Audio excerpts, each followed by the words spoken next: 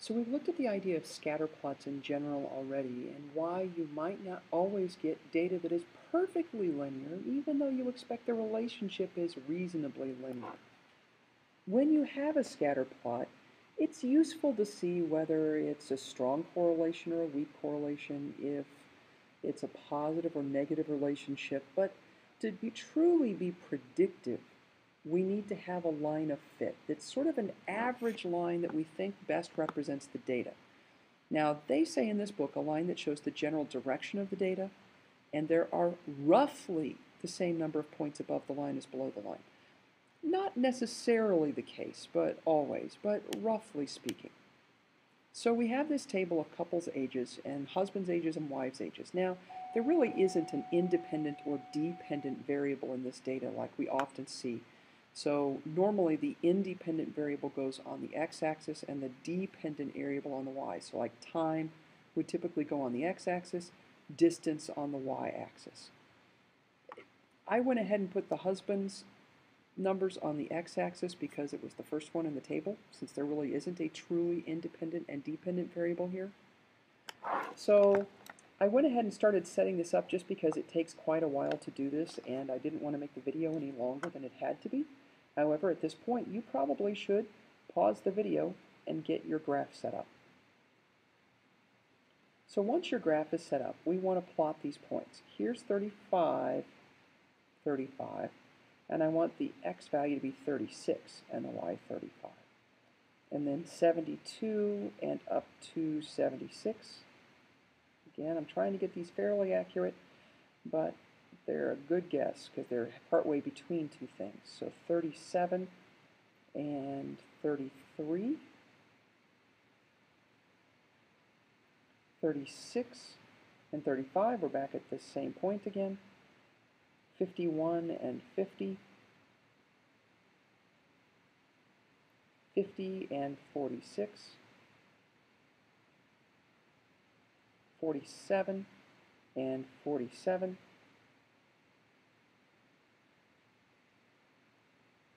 50 and 42. I have a lot grouped right here. 37 and 36.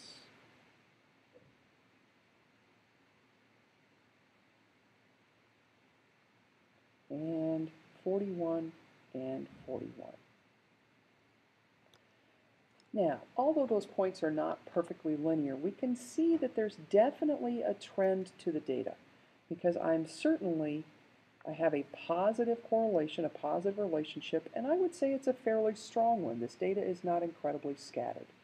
It's certainly not perfectly linear and a perfect correlation of +1, but I would estimate that the correlation coefficient of this data would probably be 0.8 or above. So I need to draw a line that fits that data. Now I'm just going to put a line on here. Don't draw your line where I'm drawing it right now, because we need to look at that and determine whether that line represents the data. I would say the slope of the line, the way I drew it on the graph, is pretty close to the slope of that data in general. So it's kind of in the right place that way. However, all my data is below the line. So I need to move this line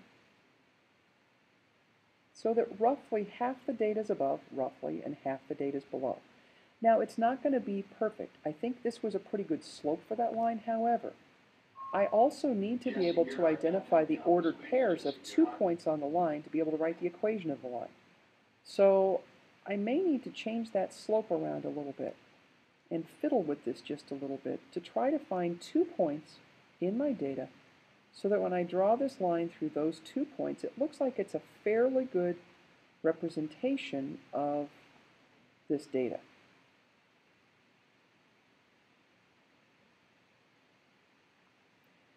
And I think this is pretty good. It actually goes through this point. I probably need to be a little bit more accurate and put it through another specific point. Notice how I, even as a math teacher, am sort of fiddling with this and trying to find something that's really good to use. There is computer software and calculator. There's some calculators that do this calculation for you. We aren't going to be using those. We're just getting a rough idea for how these lines work. So we're going to do sort of an eyeball test. That also means, though, that if you pick 2 points that are reasonable for the data that you're talking about, and they're not exactly the same 2 points that I picked, but I can look and say, yeah, that seems reasonable. That looks like it's a good line of fit for that data. Your equation for your line on your test may be slightly different than the equation for the line that I have, which I also will tell you means that it's going to take me a little bit longer to grade these tests of yours. So this really wasn't exactly where I thought it was going to be when I started out, but I think that I can live with this line. There are more points above the line than below the line, but if I move it so that there's more here, then I have more below than above.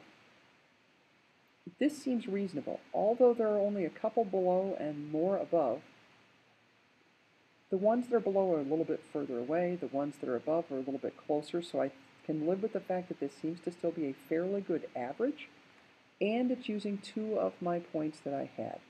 So again, it's not perfect, and these aren't going to be absolutely perfect. So the ordered pair of this point, it's a little bit over 50 and right at 50, so looking back at my table, that would be 5150. And the ordered pair of this point, it's a little bit over 35 and not quite 35 here, so that would be 3733. So now I want to take those 2 points, 5150 and 3733, and write the equation of that line. You are going to end up with some nasty fractions as you deal with these. First, when I write the equation of a line, I'm going to write that in y equals mx plus b form. Well, first thing I can do is find m, which is the slope. I'm going to put one of my points above or below the other point to make it easier. If you remember, slope is rise over run, so I set up a fraction. Y is rise inside the ordered pair, x comes before y. So I'm going to do 50 minus 30 over 51 minus 37, which is going to give me 20 over 14. And then I'm just going to leave that as an improper fraction, but I'm going to reduce it. Both 20 and 14 are divisible by 2, so it's going to reduce to 10 over 7. Leave it so you can see the rise over run.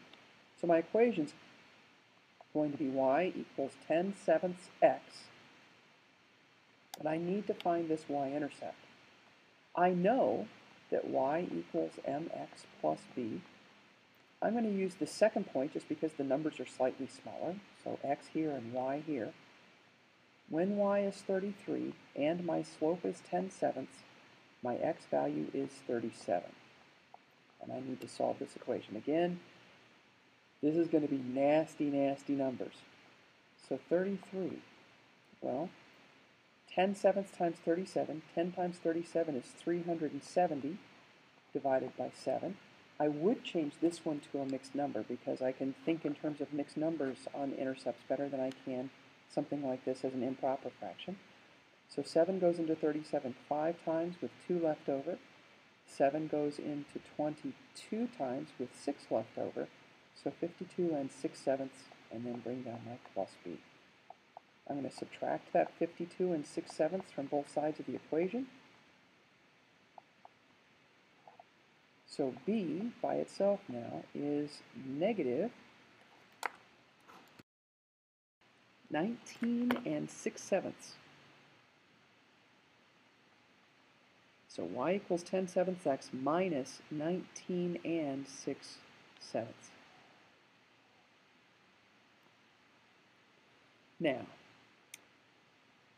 for this particular problem, this negative 19 and 6/7 really doesn't have a lot of meaning because we're talking about people's ages. So they're not going to have an age of negative 19 and 6/7.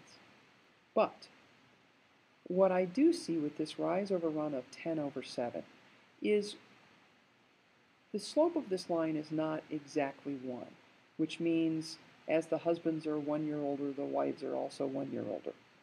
So if this is truly the line of fit, as wives are 10 years older, husbands are only about 7 years older. That doesn't mean a couple marries at the age of 20, and when the wife is 30, the husband's only 27. We're talking about populations of data, of groups. So This one doesn't lend, again, itself quite as well to that sort of idea of what the slope is and what the y-intercept is as something else. Again, if this was distance down at the bottom, or time at the bottom and distance on the left, it would make a little bit more sense to say, hey, the distance increases by this when the time increases by this. So keep that in mind as you're interpreting these. Certainly on your test, there'll be ones that are a little bit more straightforward for interpretation. Now, what I would like for you to do before you come to class tomorrow, grab a piece of graph paper and plot these points. Calculate the line of fit. Actually, put it in there and then calculate the equation. And then try as best you can to describe how the slope and the y-intercept relate to the variables. We'll talk about that a little bit more in class. Thank you.